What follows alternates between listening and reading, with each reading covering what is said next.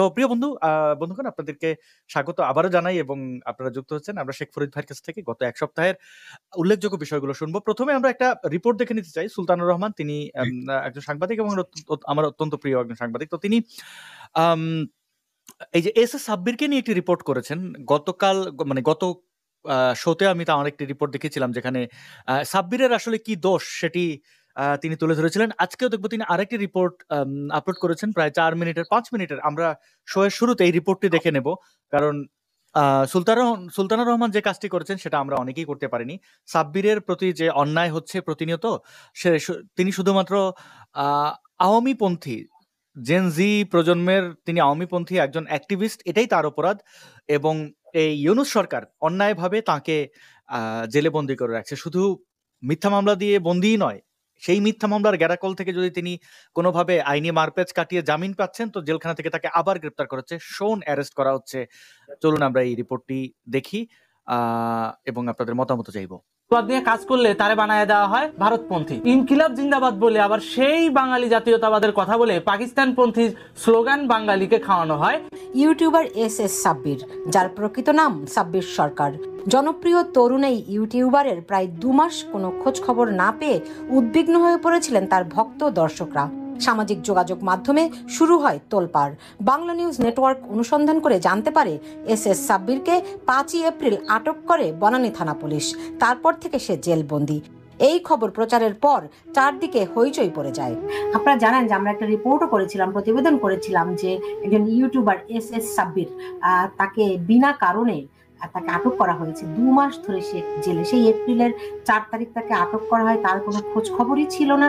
শেষমেশ সপ্তাহ 2 আগে তার সন্ধান পাওয়া যায় যে তাকে বনানী থানা পুলিশ আটক করে একটি রাষ্ট্রবিরোধী এবং সন্ত্রাস দমন আইনে তাকে আটক করে।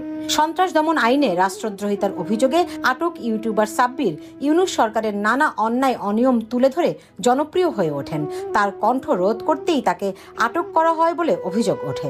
মেট্রো রেলের টিকেটের সংস্কার করা হলো। ডক্টর ইউনূসের কি উচিত ছিল না বাংলাদেশের মুক্তিযুদ্ধকে প্রাধান্য দেওয়া? সাব্বিরের পক্ষে তার পরিবার জামিন আবেদন করলে বিনা কারণে 2 মাস কারাভোগের পর গত 18ই জুন সাব্বির জামিনে মুক্তি পান, কিন্তু তিনি ঘরে ফিরতে পারেননি। জেল গেটেই তাকে আটক করে পুলিশ। এবার তার বিরুদ্ধে আনা হয়েছে হত্যার অভিযোগ। হত্যা মামলার আসামি হিসেবে সাব্বিরকে কারাগেট থেকেই আবারও আটক করা হয়। এই মুহূর্তে হত্যা মামলার অভিযোগে কারাবন্দী আছেন কমপক্ষে 12 জন সাংবাদিক। সহস্রাধিক সাংবাদিকের বিরুদ্ধে রয়েছে হত্যা মামলা, যা জামিনযোগ্য নয়। ইউনূস সরকারের বিরুদ্ধে অভিযোগ, একদিকে মানুষের বাক স্বাধীনতা হরণ করা, অন্যদিকে ভীতির পরিবেশ সৃষ্টি করতেই সাংবাদিকদের বিরুদ্ধে ঢালাওভাবে হত্যা মামলা দেয়া হয়েছে। আর তার সবশেষ শিকার হলেন তরুণ ইউটিউবার এস এস সাব্বির। 3টা আলাদা আলাদা পার্সপেক্টিভে ইতিহাসের ধারা বহন করে যাচ্ছে। সেই ইতিহাসের ধারাটাকে নজরআন্দাজ করে দিচ্ছেন এত তাড়াতাড়ি নতুন প্রজন্মের কাছ থেকে। 5ই আগস্টের পর থেকে সরকারের কর্মকাণ্ড নিয়ে তথ্যভিত্তিক বিশ্লেষণ তুলে ধরে ইউটিউবে বেশ জনপ্রিয় হয়ে উঠেছিলেন সাব্বির। জুলাই আন্দোলনের নেপথ্যে স্বাধীনতা বিরোধী জামাত শিবির গোষ্ঠী কিভাবে সক্রিয় ভূমিকা রাখে এবং ইউনূস সরকার কিভাবে ওই একই স্বাধীনতা বিরোধী গোষ্ঠীর সঙ্গে আঁতাত করে তাদের মেটিকুলাস প্ল্যান বাস্তবায়ন করছে তা তুলে ধরত সাব্বির। মেট্রো রেলের টিকিট থেকে শহীদ মিনার, জাতীয় সংসদ এবং স্মৃতিসৌধের ছবি তুলে দেওয়া হয়েছে। এটা কেমন সিদ্ধান্ত? এটাই কি রিসেট বাটনের উদ্দেশ্য ছিল? গত 23শে মার্চ মুনতাসির মামুন নামের এক ব্যক্তি সাব্বির সরকারের বিরুদ্ধে বনানী থানায় একটি সাধারণ ডায়েরি করেন। এতে অভিযোগ করা হয় সাব্বির সমাজে অস্থিরতা সৃষ্টির উদ্দেশ্যে সরকারের সমালোচনা করছে। এমনকি সাব্বিরের বিরুদ্ধে রাষ্ট্রবিরোধী কর্মকাণ্ডে জড়িত থাকারও অভিযোগ আনা হয়। এরপর 3রা এপ্রিল মুগদাপাড়া পুলিশ গভীর রাতে সাব্বিরকে আটক করে। সে সময় জব্দ করা হয় তার একটি পুরনো ল্যাপটপ, অ্যান্ড্রয়েড ফোন এবং মাইক্রোফোন। সেই ছোট্ট মাইক্রোফোনটি অনেকের কাছেই বেশ পরিচিত, কারণ এটি হাতে নিয়েই সাব্বির তার বুদ্ধিদীপ্ত কন্টেন্টগুলো বানাতেন। তুমি নিজেও তো পাকিস্তানপন্থী স্লোগান দিচ্ছ। যখন তুমি বক্তব্য রাখতেছো যে বাংলাদেশে ভারতপন্থী এবং পাকিস্তানপন্থী রাজনীতি চলবে না, তার ঠিক 1 মিনিট আগে তুমি কি স্লোগান দিছো? জেনজি প্রজন্মের ইউটিউবার সাব্বির যেভাবে তথ্যভিত্তিক ব্যাখ্যা বিশ্লেষণ দিয়ে সরকারের সমালোচনা করছিলেন, তাতে জেনজি প্রজন্মের মধ্যে তার জনপ্রিয়তা বাড়তে থাকে। এতে আতঙ্কিত হয় ডক্টর ইউনূস সরকারের প্রশাসন। তাই সাব্বিরের কণ্ঠ রোধ করতেই তাকে কারাবন্দী করা হয়েছে বলে অভিযোগ রয়েছে এবং সেই একই উদ্দেশ্যেই তিনি এখন জামিন পেলেও তাকে আবারও হত্যা মামলায় আসামি করে আটক করা হলো। আমার ধারণা এরা একটা জেল কিলিং এর জন্য তৈরি হচ্ছে, হয় শুরু করে দিয়েছে নইলে একবারই মারবে। উল্লেখ্য, তরুণ ইউটিউবার এস সাব্বির কোনো রাজনৈতিক দলের সঙ্গে যুক্ত ছিলেন না, তার বিরুদ্ধে কোনো মামলাও ছিল না। তবু মামলার এজাহারে তাকে ফ্যাসিস্টের দোসর বলে আখ্যায়িত করা হয়। অনেকেই অভিযোগ করছেন, বাংলাদেশে এখন ভীতির সংস্কৃতি চলছে, ফ্যাসিস্টের দোসর আখ্যায়িত করে গণমাধ্যমের কণ্ঠ চেপে ধরা হচ্ছে। Sultana Rahman, Bangla news network, new York. Sheikh Farid ভাই, আমরা এই রিপোর্টটি দেখলাম সুলতানুর রহমানের নিউ ইয়র্ক বাংলা লাইভ এই ইউটিউব চ্যানেলটি সৌজন্যে আমরা দেখলাম। আপনি কি আমাদেরকে একটু বোঝাতে পারেন যে চিন্ময় কৃষ্ণ দাস একই রকম কোন পলিটিক্যাল অর্গানাইজেশনের সাথে যুক্ত নন, কিন্তু তিনি কেন বারবার সেমিনার করছিলেন, তাই সরকার আতঙ্কিত বোধ করলো, তাকে জেলে নেওয়া হলো মিথ্যা মামলা, এবং একের পর এক মিথ্যা মামলা দিয়ে তার জামিন আটকানো হচ্ছে।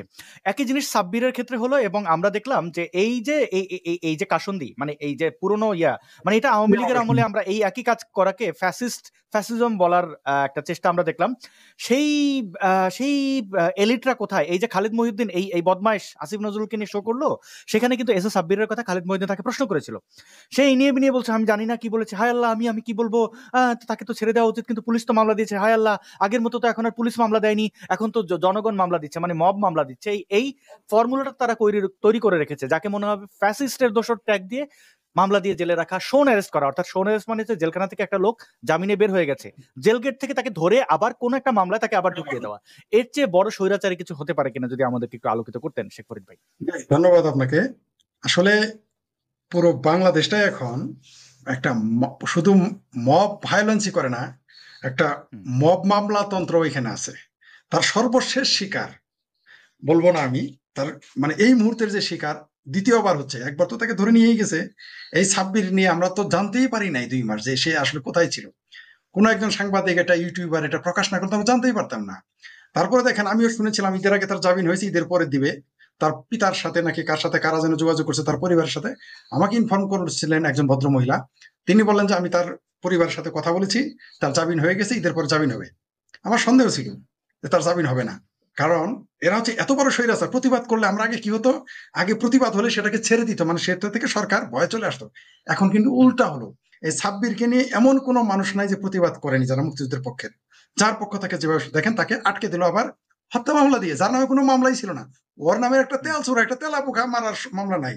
আপনি শুনলে আশ্চর্য হবেন, যখন আমাদের সরিষাবাড়িতে, মানে আমাদের জামালপুর জেলার সরিষাবাড়িতে মন্দিরে প্রতিমা ভেঙে ফেললো, আমি যখন এটা নিয়ে কথা বললাম, আমার নামে মামলা করতে গিয়েছিল সরিষাবাড়ি থানায়, আমার নামে জামালপুর থানায় মামলা করতে গিয়েছিল।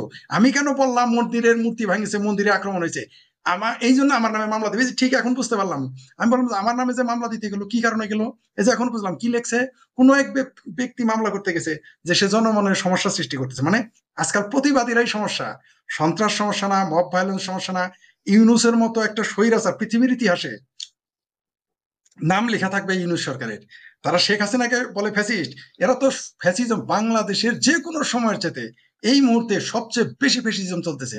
এবং ফ্যাসিজমের যত সংজ্ঞা আছে, একাডেমিক যত সংজ্ঞা আছে, তার কোনো একটা 100-তে 100 কোনোটাই বাদ নাই, সবগুলো এখন বিদ্যমান। আপনি কথা বলতে পারবেন না, আপনাকে মিথ্যা মামলা তো দিবে, এটা তো আগেও ছিল। এখন কি হচ্ছে যে এই সাব্বির, ওকে তো দেখেই বোঝা যায় জীবনে কারোর একটা থাপ্পড় মারা নাই, চর দেয় নাই, দেখেই তো বোঝা যায়। সেই ছেলেটার কথা বলার কারণে তাকে দেখেন এখন হত্যা মামলা দিল। তাহলে আমি দেশে থাকলে কি হতো এতক্ষণ? ওই যে যারা আমাকে বলে নাই ফরিদ পালাই গেছিস কেন, আরে ভাই পালাই জানাই, হিজরত করা তো নবীর সুন্নত ভাই, ভয় পান কেন, এত কথা বলেন কেন? আসাদ তো পালাই জানাই, হিজরত করছে, হিজরত তো ভাই নবীর সুন্নত ভাই, এত রাগ করেন কেন? যাই হোক, তো যা বলতেছিলাম, এই যে থাকলে কি করতে এখন, মানে ধরা পড়িয়া প্রমাণ করিতে হইবে আমি পালাই নাই, আমরা তো বোকা না ভাই। যাই হোক, এই সাব্বির না শুধু পুরো বাংলাদেশটাকে, সারা বাংলাদেশ এমন কোন জেলা নাই, এমন কোন অঞ্চল নাই, শুধু মিথ্যা। সরকার তো স্টিম রোলার চালাচ্ছে। আপনি 20 বছর আগে আওয়ামী লীগ করছেন এই কথা বলে এখন ধরতেছে। আপনি জানেন আমার কাছে অন্তত 10 জন বলেছে, তার মধ্যে একজন আমার রিলেটিভ, তাকে অভিযোগ করা হয়েছে, তাকে ফোন করে বলা হয়েছে তুই তো 20 বছর আগে ছাত্রলীগ করতি, না তুই তো 20 বছর আগে আওয়ামী লীগ করতি, তুই এলাকায় আয়, এই কথা বলছে। আরো এরকম 10-12 জন আমাকে ফোন করছে, তার বাপ আওয়ামী লীগ করছে, এর জন্য কুলারে ধরবে। এই হচ্ছে বর্তমান। আগে তো শুধু আওয়ামী লীগ তো বলতো যে তুই বিএনপি করিস, জামাত করিস বলে ধরছে, এখন ধরতেছে কারা জানেন, যে তোর বাপ আওয়ামী লীগ করছে, তোর বাপ মুক্তিযোদ্ধা ছিল, তোর দাদা মুক্তিযোদ্ধা ছিল। শেখ ফরিদ ভাই, আমরা যখন আওয়ামী লীগ ক্ষমতায় ছিল তখন এইরকম কেউ আওয়ামী লীগ না করলে তাদের যখন ধরা হতো আমরা প্রতিবাদ করতাম, আমি দুঃখিত। কিন্তু এখন যে অবস্থা ইউনুস গ্যাং করেছে, আওয়ামী লীগ তো এই যে মানে আওয়ামী লীগ করলে যেভাবে গণভাবে ধরছে, আওয়ামী লীগ এটার পাল্টা জবাব দেবে, তখন আমরা কি করবো? এখন আবার আমরা এরকম প্রতিবাদ করব। এখন এই যে যারা ইসলামিস্ট জঙ্গি আছে, পাকিস্তান পন্থী আছে, হেফাজতে পাকিস্তান আমাদের আওয়ামী লীগের দালাল বলতেছে, ফ্যাসিস্ট বলতেছে, তখন আবার আওয়ামী লীগের লোকেরা আমাদের গালাগালি করবে, আমাদের গালাগালি শুরু করে দিবে, একই কাজ আমাদের। আমি অন্ততপক্ষে তাদের এই ভয়ঙ্কর পরিণতির জন্য অপেক্ষা করছি। এটা হবেই, কারণ কোনো কিছু এমনি এমনি যায় না। তারা যেটা করছে এটার পাল্টা যেটা আসবে আওয়ামী লীগের পক্ষ থেকে সেটা ভয়ঙ্কর হবে। আমরা দেখি এই নব্য রাজাকার জমিদারের পুত খ্যাত অনেকগুলো তার উপাধি, মোহাম্মদ সার্জিস আলম ফেসবুকে টাকা দিয়ে সে ভেরিফাই করেছে, বুঝেন জিনিসটা? তো এটা ফেসবুকে টাকা দিয়ে সে, মানে ফেসবুক হচ্ছে মার্ক জাকারবার্গ ইহুদি সে, হ্যাঁ, এবং সেখানে সে বলছে ইসরায়েলের পতন আবশ্যক, ইনশাআল্লাহ। আবশ্যক আর ইনশাআল্লাহ একসাথে, আচ্ছা।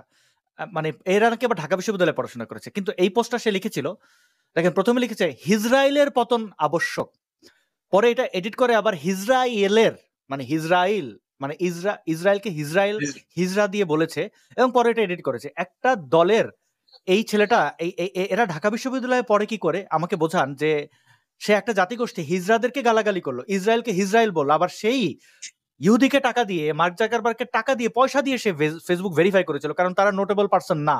মানে এখন আর ফেসবুক কাউকে ভেরিফাই করে দেয় না। আর তো যখন তারা মব স্টার হয়েছে, এর আগেই ফেসবুক এই সাবস্ক্রিপশন বন্ধ করে দিয়েছে, মানে এই ভেরিফাই ব্যাচ বন্ধ করেছে। এখন কেউ নিতে গেলে পয়সা দিতে হয়। তো এই ছেলেরা ফেসবুককে পয়সা দিয়ে প্রত্যেক মাসে ইসরায়েলকে শক্তিশালী করছে, আবার তাদেরকে হিজরা বলছে। এই যে একটা ছেলে, মানে সে হিজরা বলছে, তার ভালো লাগছে না ইসরায়েলকে, তাদেরকে হিজরা একটা সম্প্রদায় বাংলাদেশে, তো সেই হিজরাদেরকে গালাগালি করছে, আবার ইসরায়েলকে গালাগালি করছে, পক্ষান্তরে ইসরায়েলকে পয়সা দিচ্ছে। এই হিপোক্রেসিটা যদি আমাদেরকে একটু ভেঙে বলতেন, তাদের এই মনস্তত্ত্বটা আমি একটু বোঝার চেষ্টা করছি। আপনি কি বলতে পারবেন আমাদেরকে ভাই? যদিও এবং সেই সাথে আপনাকে ধন্যবাদ, সেই সাথে দর্শকদের কাছে আবার ক্ষমা প্রার্থনা করছি, আমার ভুলের কারণে দেরি হয়েছে। আপনি একটা সুন্দর শব্দ উচ্চারণ করেছেন, সেটা হলো মব স্টার। দারুণ একটা নাম দিয়েছেন। এরা তো আসলে সব mob star, mob violence star, MVS, এদের নাম দিতে হবে MVS, মব ভায়োলেন্স স্টার। সুন্দর নাম দিয়েছেন, ধন্যবাদ আপনাকে। এরা আসলে হিপোক্রেট। শুনেন, যারা ধর্মান্ধ হয় তারা একই সাথে অমানবিক হয়, একই সাথে তাদের হিপোক্রেট হতে হয়। কারণ আপনি হিপোক্রেট না হলে আপনি আপনি এই ধর্মান্ধ হতে পারবেন না, আবার ধর্মান্ধ না হলেও আপনি হিপোক্রেট হবেন না। আপনি দেখেন, এরা, আপনি যেটা বললেন, এরা একই সাথে যেমন যাহা ইসরায়েলের পণ্য নয় তাহা ফেলে দিয়ে বলে এটি ইসরায়েলের বিরুদ্ধে আন্দোলন করতেছে। কালকে যদি ইসরায়েল ভিসা দেওয়া শুরু করে, ওই যে লোকটা মিছিল করছে না, ওই যে লোকটা পোস্ট দিচ্ছে, ওর আত্মীয় স্বজন চালা ভিসা দিলে টাকা, তারা যদি 10 লক্ষ টাকা চাওয়া হয়, যে তোর 10 লক্ষ টাকা দিবি, তোর ইসরায়েলে নিয়ে যাবে, এরা সব চালায় চলে যাবে, আপনার আমার আগে চলে যাবে, এরা ইসরায়েলে চলে। এরা হলো সেই লোক, এরা হচ্ছে সেই লোক যারা জুম্মার নামাজে বলে, হে আল্লাহ আমেরিকারে ধ্বংস করো, রবিবার দিন গিয়ে আমেরিকার বিশাল লাইনের জন্য স্বপ্ন দেখে তারা। তারা বাংলাদেশে যারা, এরা তো আমেরিকার অ্যাপয়েন্টেড, এই পোলাপান গুলো, এদের তো ওই ডিপ স্টেট পয়সা টয়সা দিয়ে এগুলো। এইদিকে আসতেছিলাম, ধন্যবাদ মনে করে দেওয়ার জন্য। অদ্ভুত ব্যাপার, এরাও কিন্তু আমেরিকা ইসরায়েলি অক্ষ শক্তি। এরা কারা? এরা দেখেন, ইরানে আমেরিকা হামলা করছে, আমেরিকা খুব খারাপ, তোমাদের বসাইছে কোন শালা, তোমাদের কোন চৌধুরীর ভাই বসাইছে, তোমরা কারা, হু আর ইউ? তোমার ইনুস কাকাকে, তোমার ইনুস কাকা মার্কিন নাগরিক, তোমার কি রজার রহমান ওরফে খলিলুর রহমান নাকি কি, সে আমেরিকান নাগরিক, আলী রিয়ার সংবিধান বদলাইতে আসছে, আমেরিকান নাগরিক। মানে একটা হাস্যকর ব্যাপার। মানে এই মৌলবীরা তো বোকা, আমরা জানি, এরা বুঝে না, জানে না, এরা তো মৌলবী না। আর আপনি একটা কথা বলেছেন যে এরা ঢাকা বিশ্ববিদ্যালয়ের ছাত্র। আমার না আগে মানে খুব আফসোস ছিল, জীবনে ছাত্র ঢাকা ইউনিভার্সিটিতে পড়তে পারিনি। এখন মনে হয় কেউ না পড়ে ভালো হয়েছে, কারণ এই সমস্ত বেকুব হইতাম আমি। ঢাকা বিশ্ববিদ্যালয় দেখুন না, ঢাকা বিশ্ববিদ্যালয় নয়, ঢাকা বিশ্ববিদ্যালয়ে যিনি 40 বছর পড়ালেখা করিয়েছেন এবং করেছেন, তিনি বলেছেন যে ঢাকা বিশ্ববিদ্যালয় এখন হায়ার মাদ্রাসা। আর এই 5 তারিখের পরে তো ঢাকা বিশ্ববিদ্যালয় কওমি মাদ্রাসা হয়ে গেছে। ওই যে 5 কোটি টাকা ঘুষ নিয়ে দেখলেন না, কোরআন তেলাওয়াত করে অফিস উদ্বোধন করলো ডক্টর হুমায়ুন আজাদ। এই জন্যই বলেছে যে বাঙালি মুসলমান হচ্ছে হিপোক্রেট, তারা একই সাথে ঘুষ খাবে, সুদ খাবে, পর্নো সিনেমা দেখবে, তারা একই সাথে গিয়ে আপনার মদ খাবে।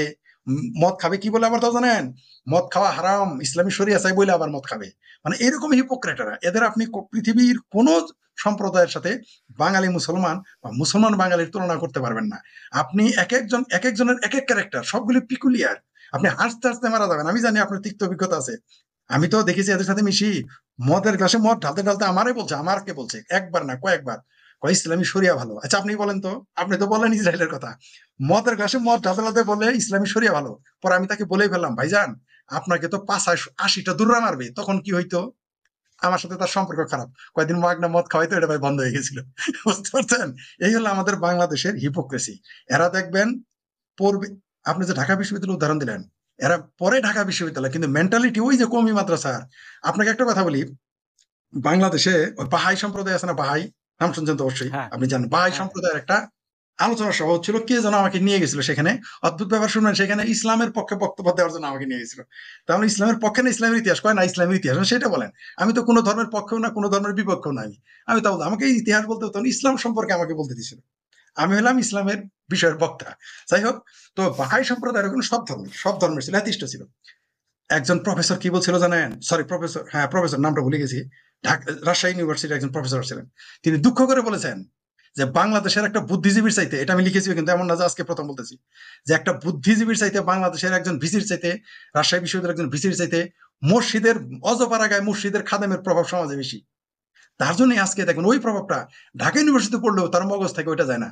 বিসিএস ক্যাডার হয়ে সেই ছেলেটা প্রথম দিন কি করছে জানেন, তাবলিগের গিয়ে সে নিয়োগ করছে যে আমি যদি বিসিএস ক্যাডার হবো সেদিন আমি 3 মাসের চিল্লাই যাবো। এগুলো করে, এগুলো বলে বুয়েটটা দেখেন না, পুরা তাবলিগের সাথেই, আর ঢাকা বিশ্ববিদ্যালয় এখন শিবিরের সাথেই। এইতে আপনি কোন দিকে যাবেন? মানে এই ধর্ম ব্যবসা, আমি বুঝলাম যে তারা বদমাইশ লোকজন ধর্ম ব্যবসা করে।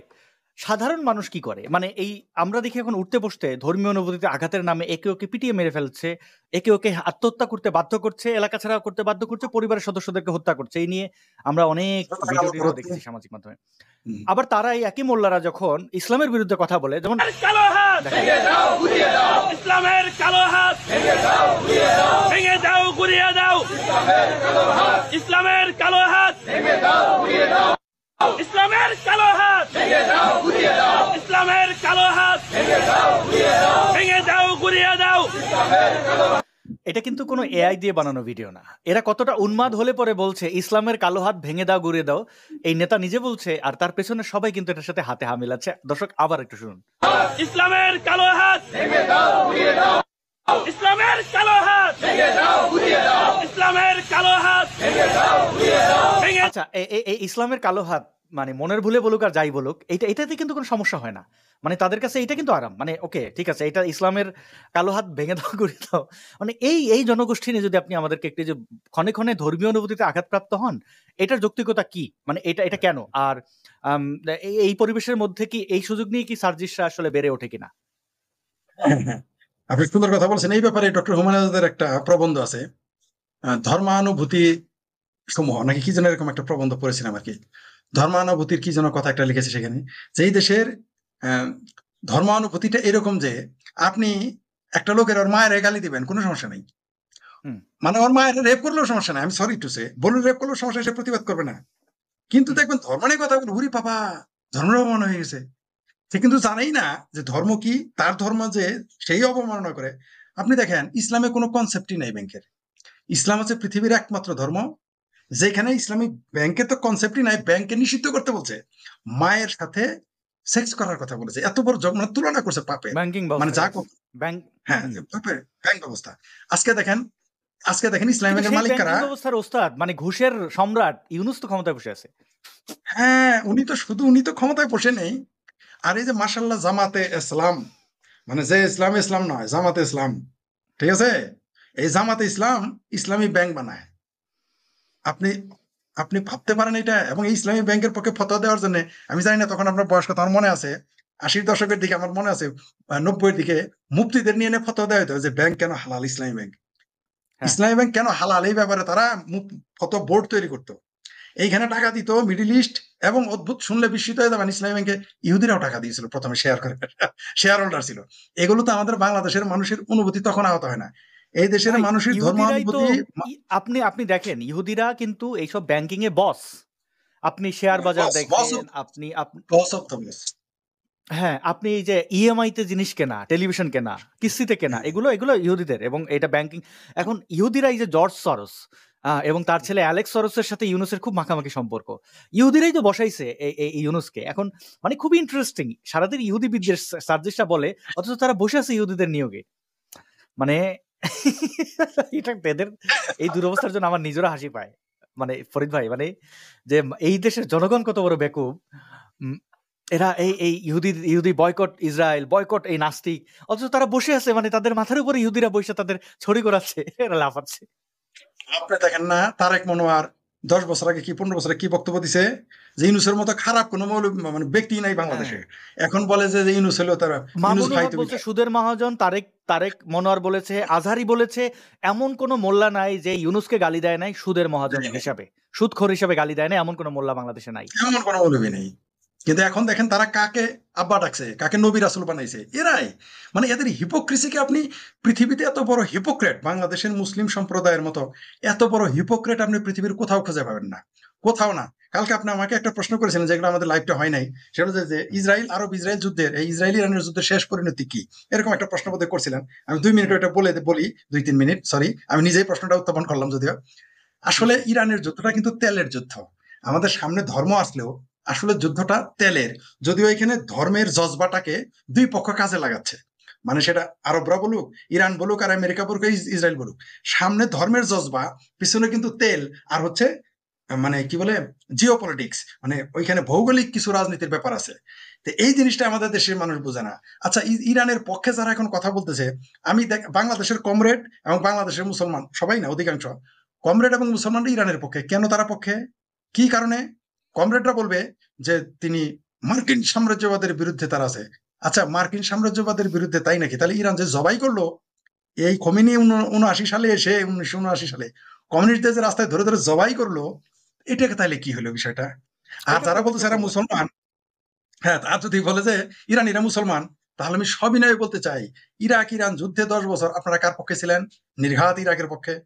তার চেয়ে বড় কথা, যদি মুসলমান বলেন যে মুসলমান, তাহলে 71 সালে আমাদের 30 লাখ মানুষ মারলো, ধরে নিলাম অর্ধেক হিন্দু ছিল, ধর্ষণ করছে 3 থেকে 5 লাখ, ধরে নিলাম অর্ধেক হিন্দু ছিল, আর 15 লাখ এদিকে 2.5 লাখ তো মুসলমান ছিল। তখন আপনাদের ইসলাম দরদ কোথায় ছিল? আচ্ছা, এই প্রশ্ন বাদ দিলাম, আরেকটা প্রশ্ন এবার আসি। ইরানকে আপনারা মুসলমান যদি মনে করেন, তাহলে আমার প্রশ্ন, তাহলে শুক্রবার মিছিল এত কম কেন এবার? বাংলাদেশে আজকে যদি আওয়ামী লীগের ক্ষমতায় থাকতো, অলি গলিতে মিছিল হতো, আপনি মিছিল পাইছেন এবার? শুক্রবারে ময়দান খালি ছিল, কারণ খুব গুরুত্বপূর্ণ বিষয় যে ইরানের পক্ষে কোনো মিছিল নাই কেন বাংলাদেশে? সব নাই। চুপচাপ কেন? কেন কারা নাই? ঠান্ডা করছে? কেন নাই? ডাল মে কুচ কালা হায়, ডাল মে তো কুচ কালা হায়। আসলে ইরান এক নম্বর হলো, ইরান তো আরব না, তারা পারস্য, তাদের আলাদা সভ্যতা আছে, তাদের আরবের চাইতে অনেক রিচ তাদের সিভিলাইজেশন। আরবের কোনো সভ্যতাই নাই, অর্থাৎ মক্কার মদিনা না থাকলে আরবের নামই কেউ নিত না। বাংলাদেশের নাম নিত মানুষ, আরবের নাম নিত না। মানে আজকের যে সৌদি আরব, তার কথা বলতে আমি আরব জাতির কথা বলি নাই। আজকে যে সৌদি আরব, যদি ওইখানে একটা ধর্মের উৎপত্তি না হতো, মোহাম্মদের যদি কবর না থাকতো, আর ওই মক্কা না থাকতো, নামটা কে নিত? জীবনও নিত না। কিন্তু পারস্যের ইতিহাস হাজার হাজার বছরের ইতিহাস, সেই ইতিহাসকে, সেই ইরানকে কিছু মৌলবাদীরা এসে দখল করে। কিছু শিয়া মৌলবাদী, শিয়া সবাই না, শিয়া মৌলবাদী। ইরানের বহু মানুষ প্রগ্রেসিভ, ইরানের 2-4 জনের সাথে আমার কথা হয়, আমি অবাক হয়ে যাই যে তারা কত প্রগ্রেসিভ মানুষ। আপনি 50 বছর আগে যান, ইরানের প্রগ্রেসিভ, ওরা কত প্রগ্রেসিভ ছিল। ইরানের শুরুই হয়েছিল, ইরানের শুরুয়াতি ছিল আপনার সেকুলার রাষ্ট্র হিসেবে, সেকুলার স্টেট। তারা কত আধুনিক ছিল। ইরানের পৃথিবীর অনেক মুসলিম বিজ্ঞানীর জন্ম হয়েছে যে ইরান থেকে। আমরা জানি আল বেরুনি কোথাকার, আপনি জানেন যে আল বেরুনি কোথাকার, এটা তো মানুষ বলবো ইবনে সিনা কোথাকার, এগুলো নিয়ে মানুষ কথা বলে না। আর আমাদের সমস্যা হচ্ছে যে ধর্মীয় জজবানি আসছে। যে লোকটাকে আমি শুনছি বলছে শিয়া কাফের, আজকে সে ইরানের পক্ষে মিছিল করে, আল্লাহ ইরানের জন্য দোয়া করতেছে, আমি হাসতে হাসতে মরি।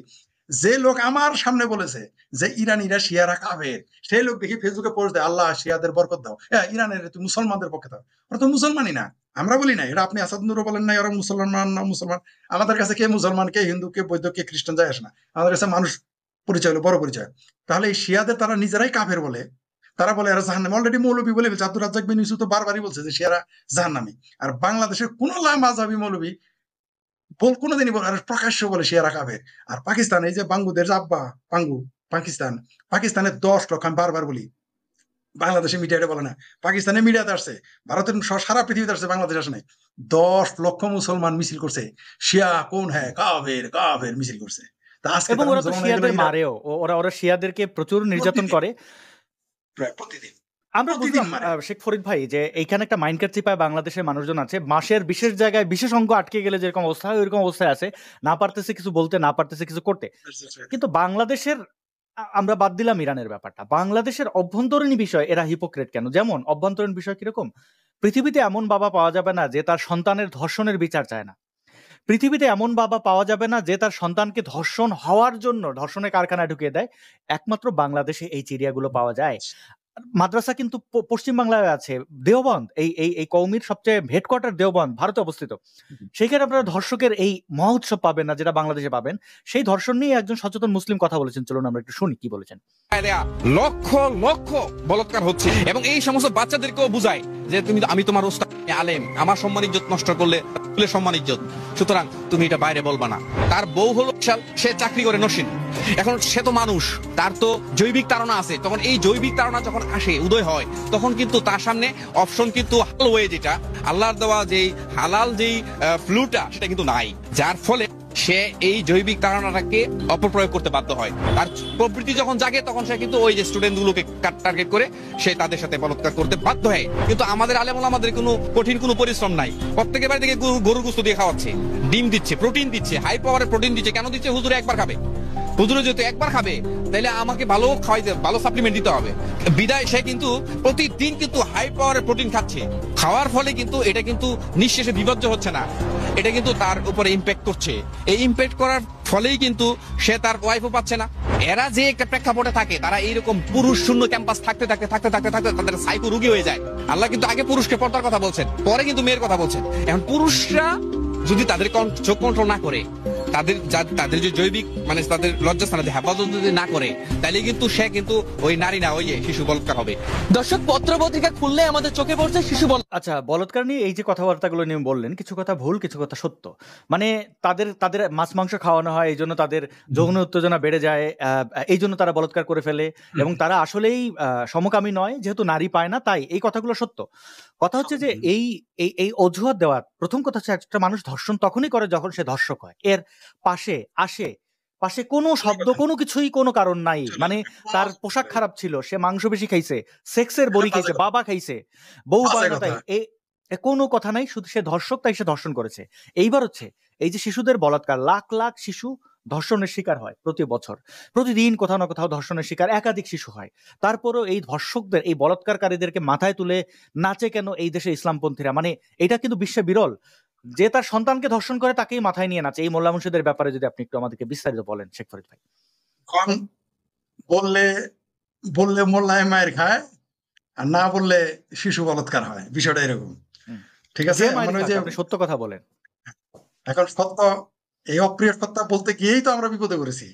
আমরা কাফের হয়ে গেছি, মুশরিক হয়ে গেছি, মুরতাদ হয়ে গেছি, আমরা ইসলামের দুশমন হয়ে গেছি। আপনি দেখেন বাংলাদেশের মাদ্রাসায় কারা পড়ে? বেশিরভাগ দরিদ্র মানুষ, গার্মেন্টসে চাকরি করে, পিতার সাথে মাতার কোনো সম্পর্ক নাই, এরকম। এতই আচ্ছা, বাংলাদেশ এত বড় একটা মুসলিম কান্ট্রি, এত এতিমখানা এত কোথা থেকে আসে? আপনি দেখবেন বাংলাদেশে এত এতিমখানা, আর মাদ্রাসায় ছাত্র এত কোত্থেকে আসলো ভাই? এটা কিন্তু একটা গবেষণা, এটা নিয়ে কেউ কথা বলে না। আমি অবাক হয়ে যাই, এত এতিমখানা আমি কোথাও দেখি না। আমিও কম দেশ ঘুরি নাই, আমি দরিদ্র ধনী দেশ ঘুরি নাই তো, তাই না? দরিদ্র দেশই ঘুরছি, খুব ধনী দেশ খুব একটা ঘুরি নাই। বেশিরভাগই তো দরিদ্র দেশই ঘুরেছি, বেশ কয়েকটা। আমি এত মাদ্রাসা দেখি নাই, এত এতিমখানা দেখি নাই। এই এতিমখানাগুলো কোত্থেকে আসলো? এই বাচ্চাদের কোত্থেকে আনা হলো? আর আপনি দেখেন, প্রথমে এক মগজ ধুলাই করে সবারই, যারা তার সন্তানকে স্কুল কলেজে যারা পড়াইতে দিছে, তারা কিন্তু বেস্টে যাওয়ার আশায় পড়াইতে, তারা কামাই করার ধান্দায়, পোলা পান্ডে শিক্ষিত মানের ধান্দায় পড়েছে। মাদ্রাসায় যারাই পাঠায় প্রথমে কিন্তু থাকে সেল চালায় বেস্টে চলে যাবে। মানে শুধু সে বেস্টে যাবে না, আচ্ছা, তার যদি বেহেশতে যাবে, একটু ইন্টারাপ্ট করি ভাই, তাহলে গোলাম আজম, নিজামী বা জামাতের নেতারা তাদের সন্তানদেরকে মাদ্রাসায় পড়ায় না কেন? কোন মন্ত্রী এমপিরা, এই যে যারা পলিটিক্স করে, হোক বিএনপির বা আওয়ামী লীগের, তারা তাদের সন্তানকে মাদ্রাসায় পড়ায় না কেন? $1 মিলিয়ন কোশ্চেন। এটি তো ওই দিকেই যাইতেছি। এটি তো মজার বিষয়। গোলাম আজমের পোলা আফগানিস্তান নাগরিক হয় নাই, গোলাম আজমের পোলা পাকিস্তান মাদ্রাসায় গিয়ে পড়ে নাই, বাংলাদেশেও না। নাগরিক হয়েছে গোলাম আজমের 2 পোলা, নাগরিক হয়ে আছে এখন ইউকে, পড়ালেখা করছে স্কুল কলেজ বিশ্ববিদ্যালয়। এরা জাতে মাতাল, তালে ঠিক, এরাই ভুল করবে না। আর বাংলাদেশটা হচ্ছে একটা, প্রত্যেকটা কওমি মাদ্রাসা একটা বলাৎকারের ক্যাম্প। এটা যারা মানে না, তারা ধর্মান্ধ এবং বদমাইশ।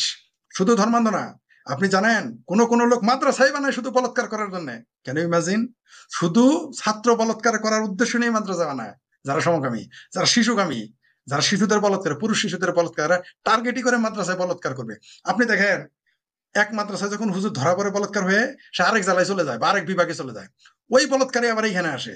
মানে এরা বলাৎকারী ভাই, মানে শুধু মাদ্রাসার এতিম ছাত্র চাই, এই লয় এদের কাজ। কোন কমিটি এদের বিরুদ্ধে এদের মারে না। কেন মারে না জানেন?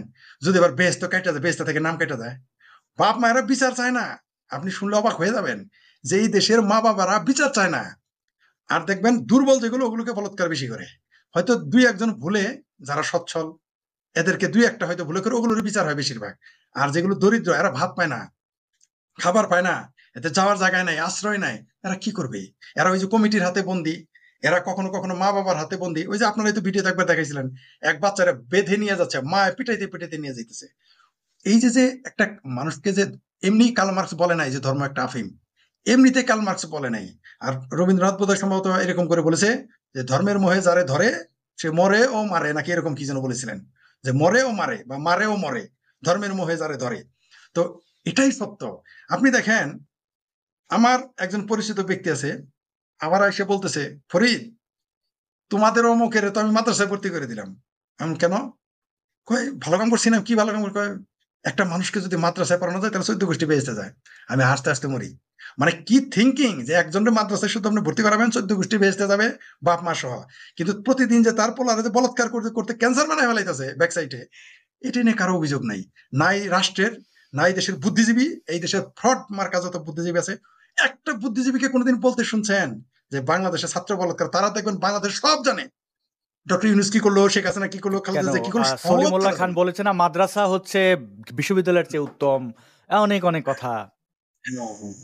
কারণ এটা কেন বলে জানেন? কারণ এটা যদি না বলে তাহলে তো থাকতে পারবে না, আমাদের মতো তা চলে আসতে হবে, দেশে থাকতে পারবে না, পরিবারে দেখতে পারবে না। সলিমুল্লাহ খান মাদ্রাসার এত গল্প করে তার আত্মীয় কয়টা করে, তার নিজের সন্তানের কথা তো বাদ। সলিমুল্লাহর পাসপোর্ট, সলিমুল্লাহর সন্তান কোথায় থাকে, সলিমুল্লাহর আত্মীয় স্বজন ভাই ভাতিজারা কোথায় পড়ে নাকি একটা দুইটা? সলিমুল্লাহর কথা বাদ, কোন বাংলাদেশের কোন এই জামাত ইসলামের কয়টা নেতার পোলাপান মাদ্রাসায় পড়ে? কয়টা কমে মাদ্রাসায় পড়ে? এত পাগল হয় নাই তো তারা, তারা মূর্খ বানাবে না। কিন্তু সমস্যা হলো কি জানেন, এরা ওয়াশ করে, এরা ন্যাংটা করে ট্যাবলেট বেচে কিন্তু নিজেরা খায় না। জানে তো কি বানাইছে, জানে তো ওর ভিতরে কি আছে। ওরা ন্যাংটা করে ট্যাবলেট বেচবে কিন্তু নিজেরা খাবে না, কোনো দিনই তাদের পড়াবে না। আপনি দেখেন কয়জন গোলাম আজমের পোলা, সাইদির পোলা, একটা তো শুনলাম না কোনোদিন কমি মাদ্রাসায় পাঠাইতে, একজনকে তো দেখলাম না। খোদ গোলাম আজমই তো কোনোদিন কমি মাদ্রাসায় পড়ে নাই। ঠিক আছে? তো এই হলো আমাদের সমাজ ব্যবস্থা। এখানে ধর্মান্ধ মানুষকে এমন ভাবে ক্রিয়েট করে। আর এই দেশের মানুষ হলো, দেখবেন যেই দেশে, যে অঞ্চলে, যে সমাজে দুর্নীতি বাড়বে, সেখানে ধর্মের জজবা বেশি থাকবে। শুনলে হাসবেন না, ওটা পার্সোনাল হয়ে যায়, ওটাতে গেলাম না। অনেক আমার ব্যক্তিগত, মানে অন্যান্যদের ব্যক্তিগত, পরে মানুষ বলবে যে আমি কারো ব্যক্তিগত ভাবে আক্রমণ করি, এটা বলতে চাই না। আমি সমষ্টিক ভাবে কথাটা বলি। এই সমাজের মানুষগুলো হলো, আমি সারা জীবন আকাম করব, মৌলবীরে 10 টাকা দিলে বেহেস্তে ছিল যাবার, পোলারে মাদ্রাসায় পড়াইলে, মৌলবীরে খাওয়াইলে বেহেস্তে ছিল। এই যে বললো ডিম মাছ মাংস খায় তাই সে রেপ করতেছে, আমরা ডিম মাছ মাংস খাই না? আমাদের যৌনতা নাই, আমরা যাবো নাকি রেপ করতে? শোনেন, একবার কোনো এক জায়গায় ধর্ষণ হয়েছে, আমি বলছি যে এমন কঠিন শাস্তি দেওয়া উচিত, দৃষ্টান্ত, এমনকি মা বাপকেও শাস্তির আওতায় আনা উচিত। আমাকে সে কি বলেছিল জানেন? কয়, ধরো তোমার ছেলে রেপ করবে, তখন তুমি কি করবা? আমি বললাম, প্রথমত আমার ছেলে তো রেপ করবেই না, প্রশ্নই আসে না, প্রশ্নই আসে না। আমি কথা আমি কেন বলতে যাবো আপনাকে? কারণ আমার ছেলে কোনোদিনই ধর্ষণ করবে না। শুধু আমার ছেলে না, আমার সাথে যে মিশেছে, যে তরুণটা, যে কিশোরটা আমার সাথে মিশেছে, আমার সন্তানের কথা বাদ, সে কোনোদিনই রেপ করবে না, আমি গ্যারান্টি দিতে পারি। কারণ তাকে, সে আমার সাথে থেকে ওরকম একটা আইডিওলজি সে পেয়েছে। আমার সন্তান তো বহুত দূরের কথা, আমার আশেপাশে আমার সাথে যে সমস্ত ছেলে মেয়েরা চলেছে, তারা কোনোদিনই ধর্ষণ করবে না, কোনো কালেই তারা ধর্ষণ করবে না। কারণ তারা আমার কাছ থেকে একটা একটা চিন্তা তো তারা আমার কাছে পেয়েছে। যেমন আমার পরিচিত এক ছেলেকে থানাতে মামলা করতে গিয়েছিল, তার নামে ড্রাগের মামলা। ভাই ভাই আমি জেনে যাই, আমি থানায় গিয়ে বলেছিলাম, আমাকে দেখে চমকে গেছে ওসি, যে আমি আপনি কি, আমি বলছি আমি এই ব্যাপার আসছি। আপনার নাম কি? ফরিদ। আপনি কি সেই ফরিদ? আমি জানি না এটা কেন বলে উঠলো, মানে আমাকে তো অনেকেই, আপনি কি সেই ফরিদ? আমি বললাম কোন ফরিদ? আমি বলেন কি? আপনি কেন আসছেন বলেন। আমি বললাম, একটা ছেলের নামে আপনি ড্রাগের মামলা দিচ্ছেন, সেই ছেলে ড্রাগের ব্যবসা করে না। বলে আপনি কি করে ভাবলেন? আপনি তার রক্ত না, আপনি তার আত্মীয় না, তাহলে আপনি কিভাবে জানলেন? আপনার ছেলে আমি না। আমি বললাম, এই ছেলে আমার সাথে মিশতো, আমার সাথে যে মিশে, সে কোনোদিন ড্রাগের বিজনেস করতে পারে না। কেন করবে না?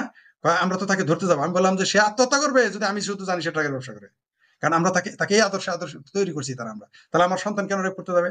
ওই যে ডিম খাইলে, আন্ডা খাইলে, গোস্ত খাইলে রেপ করবে, আর বুঝি কেউ রেপ করে না? মানে যারা এগুলো খায় না তারা বুঝি রেপ করে না? সব মৌলবী বুঝি আন্ডা, সব মৌলবী বুঝি একেবারে দুধে ভাতে থাকে সবসময়? এগুলো বাজে কথা। ইউরোপের মানুষ কি কম খায়? চায়নার মানুষ কি কম খায়? আসলে রেপটা সেইখানেই হবে যখন আপনি নারীকে তার অধিকার দিবেন না।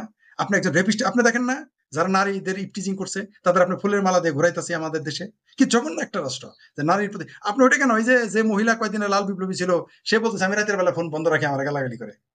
আমি এক লোককে চিনি, তার ছেলের কাছে বিচার দিছে, তাকে বিচার দিছে যে আপনার ছেলে আমার মেয়েকে ফোন করে রাত্রে। সে কি বলেছিল জানেন? এই বিচারটা আমি করছি, আমি ওর বাবাকে থাপড়াইছি, সরি গায়ে হাত দিছি, তার অন্যায় হয়েছে আমার। কি বলছে জানেন? সে বলে ফেলো তোমার মেয়ের হাতে মোবাইল দিছো কেন? তখন আমার বললো, উনি আমার ইমিডিয়েট বড়, বলছে ছোট ভাই তুমি এটা বিচারটা তুমিই করো, আমরা দুইজনই তো তোমার বড়, বিচারটা তুমিই করো। আমি সাথে সাথে হাতটা ঘুরে তার চর মারছি। আমি বললাম তার মেয়ের ফোন থাকলে আপনি তার পোলা ফোন করবো, আপনি তো আসলে খারাপ, আপনার পেটানো দরকার, তাহলে ঠিক হবে। তো এই হচ্ছে আমাদের মেন্টাল প্রিপারেশন। এটা কিন্তু আসলে ধর্ম থেকে, এগুলো ধর্ম থেকে। আপনি আজকে একটা আমি হুজুরের কে যেন ক্লিপ পাঠাইছে, সেই হুজুর বলতেছে বাবা মারা গেলে বউ তার বাপের বাড়ি যেতে পারবে না, তার মা মারা গেলে বাপের বাড়ি যেতে পারবো না, ভাতার মানে স্বামী, ভাতারের হুকুম ছাড়া। এই মেন্টাল প্রিপারেশন আমাদের দেওয়া হয়েছে, ভয়ঙ্কর। আর ওই যে রাজ্জাক বিন কাজ্জাব বিন শয়তান বিন ইউসুফ না কি যেন একটা আছে, ও তো বলছে নারী হচ্ছে বেচার জিনিস। এই কথা বলে একটা মানুষ ওয়াজের মঞ্চে থাকে, এই কথা বলা লোক বাংলাদেশি করে তো জেলে থাকা নাহলে পাগলা করতে পাঠানো উচিত। আর মানুষটাকে ওয়াজের মঞ্চে নেই, সে বলেছে স্ত্রীকে একটা স্বামী বিক্রি করে দিতে পারে। এরকম জঘন্য কথা বলার পরে সে নাকি একটা ধার্মিক ব্যক্তি, সে আবার ওয়াজ করে মঞ্চে তাকে স্বাগত জানায় এই দেশের মানুষ। ধর্মান্ধতা এরকম। আমি যদি এখানে এই যে এখানে পানির বোতল রাখছি সাদা, আপনার আমার বোতল দেখলে মানুষ বলবে যারা মদ খাইতেছে, আর হুজুরের কাছে থাকলে মদ থাকলেও বলবে সরাবন তাওরা শরবত খাইতেছে। এই হচ্ছে আমাদের মেন্টাল প্রিপারেশন। আপনি এ থেকে এই জাতিকে বের করতে পারবেন না, কারণ একটা সুযোগ ছিল শিক্ষা। শিক্ষাকে ঠিক করে আপনি যদি এডুকেশনকে আধুনিকরণ করতেন, বিজ্ঞান ও প্রযুক্তি নিয়ে আসতেন, তাহলে দেশটা ঠিক হতো। কিন্তু এখন তো আপনি কিভাবে ঠিক করবেন? আপনার বুয়েট থেকে ইঞ্জিনিয়ার না হয়ে বাড়ায় তাবলিগের সাথী, আর ঢাকা বিশ্ববিদ্যালয় রাজশাহী বিশ্ববিদ্যালয় বাড়ায় শিবিরের সাথী, ওই দেশটাকে আপনি কি করবেন? এই দেশের বই, তারপরে যেই দেশে জিন্দগিতে যে নামাজ পড়ে নাই, টুপি পড়ে নাই, সেই লোকটা এসে সেরে ধর্মীয় মৌলবাদ ইউনূস সাহেব আস্কারা দিচ্ছে। তো এই দেশটাকে আপনি কিভাবে ঠিক করবেন? এই দেশে বলাৎকার করলে বুদ্ধিজীবী কথা বলে না, কোনো মানবাধিকার সংস্থা আজ পর্যন্ত বলছে মাদ্রাসা শিশু বলাৎকার বলে না, কোন সাংবাদিকেরা প্রতিবেদন দিতে যায় না, জানে মেরে ফেলবে। আরেকটা আছে কি বলে জানেন? ইসলামের বদনাম হবে। মানে নিজের পাশা ঠিক থাকুক আর না থাকুক, মৌলভী সাহেবের ইজ্জত আমার ঠিক রাখতে হবে। আমার গোয়ার কাপড় থাকুক না থাকুক, আসাদ নূরের গোয়ার কাপড় ঠিক আছে কিনা ওটা আমার দেখতে হবে। কারণ আমি যদি মৌলভী মানে হচ্ছে ধর্ষক, ধর্ষকের ধর্ষণ কাণ্ড তুলে ধরলে ইসলামের বদনাম হবে। কারণ ধর্ষক আর ইসলাম একে অন্যের সাথে ওতপ্রোত জড়িত। মানে হচ্ছে দুইজন চুরি করতে গেছে, দুই চোর একজন আরেকজনের পক্ষে থাকে, যেন ধরা না পড়ে। এটা ওরাই প্রমাণ করতেছে, এটা আপনার আমার কথা না, এটা তারাই বলতেছে। তার আচ্ছা দেখেন মাদ্রাসা, এই যে আরেক আপনার সেই ল্যাংটা সুলেমান, কোরআনের পাখি বলে বুক থাপড়ায়। ল্যাংটা সুলেমানের তো কোনোদিন বলতে শুনলাম না যে কোরআনের পাখিদের যে বলৎকার করে কারা ওদের ধরো, কোনোদিন তো বলতে শুনলাম না। আর ও নিজেই তো এই মেয়ের ইনবক্সে তার ল্যাংটা ছবি পাঠায়, এর মেয়ের, মানে ও নিজেই তো বলৎকারী। মানে এই যে লাগাতে দিবা পার্টি যে এনসিপি, এগুলো হইছে কেন? এরা তো সারাক্ষণ তাদের মানে জননাঙ্গ টুটু টুটু করে কারে যারে দেখে মা বোন হইলেও পরে লাগাইতে দিবা। ওই যে তুষার যে মেয়েটারে প্রস্তাব দিছে, সেই কার ওই যে একজন উপদেষ্টা ছিলেন আরিফ খান সম্ভবত, আর মানে আরিফ সামথিং, উপদেষ্টা আরিফ, তার মেয়ের তার ছেলের বউ যে আবার 3 বাচ্চার মা, তারে সে প্রস্তাব দেয়। হ্যাঁ, এই নীলা ইসরাফিল, মধ্যবয়সী এক নারী, তারে সে প্রস্তাব, মানে কত বড় তাদের মা বোন বলে কিছু নাই, মানে এদের শালীনতা, মানে এরা যাকে দেখে আরেকজনের বউ সে লাগানোর প্রস্তাব দেয়, আবার তারা বলে ইসলাম রক্ষা করবে। মানে মোহাম্মদের উম্মত যেটা হইলে মানে ঠিকই তো, পুতের বলে লাগানো, মানে সরি। আমরা যদি একটু বলেন, আমরা যদি একটু যে যুদ্ধ চলতেছে এখানে একটু ফিরি, আপনার কি মনে হয় খমিনিরে মেরে ফেলবে? অনেকে বলছেন মেরে ফেলছে বা মেরে ফেলবে খমিনি। মানে যেটা হইলো ফরিদ ভাই, দেখেন এই সপ্তাহ জুড়ে তো যুদ্ধ গেল। আপনাকে গতকালকে পেয়েছিলাম, আজকে আবার পেলাম, আজকে ঠিকঠাক ভাবে পেলাম। একটা দেশের প্রেসিডেন্ট সে গর্তে লুকিয়ে আছে, মানে খমিনি, হ্যাঁ তো খামিনি আর কি, খামিনি গর্তে লুকিয়ে আছে। খামিনি কি এক নাম রে ভাই, বংশ পরম্পরায় এরাইয়া। যাই হোক, তো খামিনি গর্তে লুকিয়ে আছে। ইসরায়েলের প্রধানমন্ত্রী বেঞ্জামিন নেতানিয়াহু, তিনি বিভিন্ন সংবাদ মাধ্যমে বক্তব্য দিয়ে বেড়াচ্ছেন। তিনি বলছেন যে আমেরিকাকে বলছেন যে খামিনিরে মাইরে ফেলি। আমেরিকা বলতেছে, ট্রাম্প বলছে না এখন মাইরো না। মানে মনে হচ্ছে যে তার হাতের একটা পুতুল, সে বলতেছে না ওরা মাইরে ফেলে, বলতেছে না থামো, মাইরো না থাক। মানে কি পরিমাণ ক্ষমতা দেখছেন? কোথায় গেল সেই ইসলামিক চেতনা? কোথায় গেল খলিফারা? কোথায় গেল ইরান? সে গর্তে লুকিয়ে আছে। একটা দেশের মানে ধর্মীয় সর্বোচ্চ নেতা সে গর্তে লুকিয়ে আছে। আবার একটা দেশের প্রেসিডেন্ট সে 50 বছর আগের পুরনো আমেরিকান হেলিকপ্টারে উইঠার সে মরে যায়। মানে আমাদের যদি একটু এই বিষয়টা একটু সমৃদ্ধ করতেন, কি হইতে পারে ভবিষ্যৎ ইরানের? ধন্যবাদ আপনাকে। প্রথমত হইলো যে এই ইরানে যে আক্রমণটা হয়েছে, আপনি ক্ষেত্রটা আগে দেখেন কিভাবে তারা তৈরি করবেন। ট্রাম্প ক্ষমতায় আসার আগে আমি একবার লাইভে বলছিলাম যে যদি ট্রাম্প পাস করে তাহলে ইরানের খোমেনিদের ক্ষমতায় থাকা খুব কঠিন হয়ে যাবে। আমি একটু বলেছিলাম একবার, সেটার কাকতালীয় এমনি মিলে গেছে, এটা মিলে যাচ্ছে। আসলে এদের পতন অনিবার্য। শুনেন, আপনি একটা নারীকে পিটিয়ে মারলেন, আপনি প্রকৃতির প্রতিশোধ বলতে তো একটা কথা আছে, তাই না? একটা নারীকে আপনি পিটিয়ে মারলেন, তার প্রতিবাদ করার কারণে হাজার হাজার মানুষকে আপনি মেরে ফেললেন, এগুলো তো পৃথিবী মেনে নিবে না। তো এই খোমেনিরা যে ভাব দেখা, আর এদের ভাব হচ্ছে কি সাদ্দামের মতো। আমার মনে আছে ইরাক আমেরিকার যখন যুদ্ধটা হয়, আসলে কিন্তু মানুষ ইরাক আমেরিকা বলে, আসলে 29 জাতির যুদ্ধ ছিল। সবচেয়ে হাস্যকর তথ্য দেই, মানুষ ভুলে গেছে। ওই ইরাক বাংলাদেশে যখন তুমি কে আমি কে, সদ্দাম সদ্দাম, ভয় করি না, বুলেট বোমা, আমরা সবাই সাদ্দাম সেনা, এগুলো কিন্তু ছাত্রলীগ মিছিল করছে আমার সামনে। ছাত্র দল শুধু করে নাই, শিবির করে নাই, ছাত্রলীগ আমার সামনে দিয়ে মিছিল করতে করতে যাইতো। এই রাজাকার সাইদিরকে অনেক ছাত্রলীগ রাহাবার মনে করতে, এইবার মারাটা খাওয়ার পরে বুঝতে পারছে কারা কি। যে বুঝতে পারেন না, তারপরও আওয়ামী লীগের ছাত্রলীগের ভিতরে সাইদি লীগ আছে, এগুলো ধরবো, ছাই দিয়ে ধরবো। যদি আমি শেখ ফরিদ বেঁচে থাকি, এই সাইদি লীগ আর ওলামা লীগ, ওলাবিলাই লীগ, ছাই দিয়ে ধরবো। কোথায় এখন তোমরা? আমি কথা বলি, আপনি কথা বলেন আওয়ামী লীগের পক্ষে, মুক্তিযুদ্ধের পক্ষে, কোথায় এখন সাইদি লীগ? আমরা বারবার বলছি, যাই ওই প্রসঙ্গ পরে যাই। এই যে উঠবে, জেগে উঠবে। হ্যাঁ, এই যে খোমেনির এইখানে যখন হামলা করলো, মূলত এটা আবারও বলি, এটা কিন্তু তেলের যুদ্ধ আর ভূ রাজনৈতিক কিছু ব্যাপার আছে। আর এইখানে কিন্তু জড়িত আছে খোদ এই যে আরেক খলিফা আছে না, পঞ্চম খলিফা ইসলামের, ওই যে আরে এরদোগান সর্বতলা, নরেন্দ্র মোদীর সবাই চা আলা বলে, কিন্তু বেকুবেরা জানে না ওই এরদোগান সর্বতলা শরবত ব্যস্ত আগে, বুঝতে পারছে? এটা অনেকেই জানে না। যাই হোক, তো এই এরদোগান খুব লাফালাফি করছে না। কোথায় এরদোগান? সে রোহিঙ্গাদের জন্য খাবার আনে, ইরানে যায় না কেন? আবার দেখেন সব মুসলমান ভাই ভাই, ইরান আর সীমান্ত নাই, বন্ধ করে দিয়েছে। ভারত আমাদের জায়গা দিছিল, অমুসলিম রাষ্ট্র, মুক্তিযুদ্ধে আমাদের জায়গা দিয়েছিল। এখন কেন পাকিস্তান জায়গা দেয় না? সীমান্ত একদিন খুলে দিয়ে পরের দিনই বন্ধ, পরের দিন না ওই দিনই বন্ধ। খোমেনির পতন এটা অনিবার্য, এটা ভূ রাজনৈতিক কারণেই ঘটবে। আর সবচেয়ে মজার বিষয়, এর সাথে জড়িত আছে দুবাই, এর সাথে কাতার, এর সাথে কুয়েত, সবাই জড়িত। এটা বাংলাদেশের মুসলমানেরা, এরা ইরানের পক্ষ নিয়েছে, অনেকে দেখলাম কমরেড সহ। হাস্য, কমরেডরা যখন কমরেডদের জন্য করোনা হয়, আর মুসলমানরা যখন, বাংলাদেশের মুসলমানরা ইরানের পক্ষে থাকে, তখন আমার হাসি পায়। শুক্রবারের মিছিলগুলো কোথায়? আরো আশ্চর্যের ব্যাপার যে বাংলাদেশের এম্বাসি উড়িয়ে দিয়েছে ইরানে, বাংলাদেশের কোনো প্রতিবাদ দেখলাম না। কনসুলেট অফিস ঘুরিয়ে দিয়েছে, এটা মিডিয়াতে আসে নাই। দেখেন আপনি এটা কথা বলেন না। বাংলাদেশ, ফরিদ ভাই, এখন বাংলাদেশ কোন দিকে আছে এটা যদি বোঝানো যায়, এটা একটা ভিডিও, ছোট্ট একটা ভিডিও দেখাই ফেলে আমরা শেষের দিকে। তো এই ভিডিওটা একটু দেখি কেমন। পার্কে দেখে খুবই অবাক হইলাম যে এখানে কোনো মেয়ে নাই, বা কেউ ওই যে নাচানাচি করতেছে না, টিকটক ভিডিও করতেছে না। তো আমি ব্লগার, এটা হচ্ছে বাঙ্গু, এক কন্টেন্ট ক্রিয়েটর। এরা আবার নিজেদেরকে ব্লগার পরিচয় দেয়। কয়দিন আগে এরা বলছিল ব্লগারদের কল্লা ফেলাই দেবে, ব্লগার মানে নাস্তিক। আচ্ছা ঠিক আছে, সে হাসতেছে। আফগানিস্তানের পার্কে কোনো নারী নাই, এটা তার আনন্দের বিষয়। এবং একটা চিন্তা করেন, একটা উপত্যকায় নারীরা পার্কে যাইতে পারে না, তাদেরকে এমন বস্তাবন্দি করে রাখছে, সেখানে শুধু পুরুষ এবং শিশু, তাও আবার পুরুষ শিশু। একটু শেষ করি এটা কি, বাট কোনো জায়গায় মেয়ে পাবেন না, সব হচ্ছে এরকম পুরুষেরা বসে। আচ্ছা, এই হাতের এখানে এই লোকটারে দেখে আবার আপনারা নারী মনে করেন না, নারীর মতো করে বেঁচে রাখছে আর কি, আছে কেউ পার্টি নিয়ে বসে আছে, এরকম একটা ব্যাপার। তো এতটাই মানে তাদের শালীনতা। ফিলিস্তিনের পতাকা উঠতেছে কেন? তো পোশাক আশাকের দিক থেকে, বা তাদের মেয়েরা, মা বোনেরা বোরকা পরে থাকে, তারা সব সময় নিজেকে পর্দার ভিতরে রাখে, বাহিরে আসে না, কোনো পুরুষের সামনে আসতে পারবে না। এই জিনিসটা দেখে ভালো লাগলো।